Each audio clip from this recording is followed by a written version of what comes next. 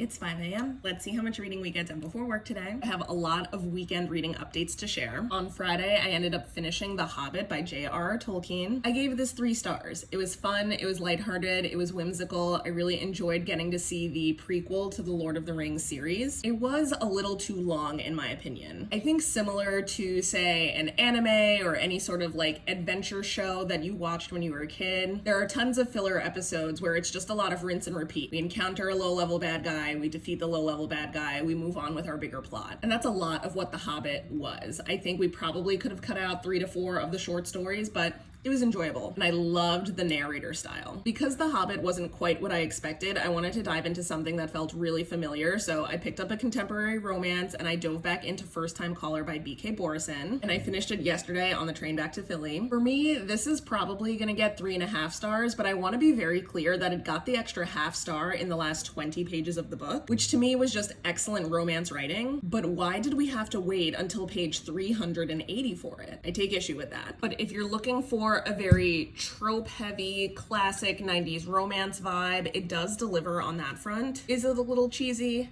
Yes, of course. But that's kind of what you want when you pick up a book like that, you know? It wasn't my absolute favorite, but I probably would still pick up the sequel through the library when it comes out. Once I finished First Time Caller on the train, I then started Bride by Ali Hazelwood on my Kindle. I'm maybe 10 pages into the story. I'm a little of the way through chapter 1 after the prologue, and I am intrigued by what I've read so far. This is about our main character, whose name is Misery or Missy. I think it's Misery. She's a vampire who comes from a very elite family in the vampire world. She's entering into an arranged marriage with one of the leaders of a werewolf pack, which is pretty scandalous because obviously vampires and werewolves are sworn enemies. I think the hope is that this marriage will bring peace amongst the communities. I'm not really sure why they think this is going to be successful, because the last time they tried something like this, there was mass chaos, lots of fighting, lots of lives lost, so I think they're just hoping it's going to be different this time. So I'm going to do a little reading in that before I head to work today. Let me know what you'll be reading today, and I'll see you all when the sun comes up, if the sun comes up before I leave. Happy reading. Cheers.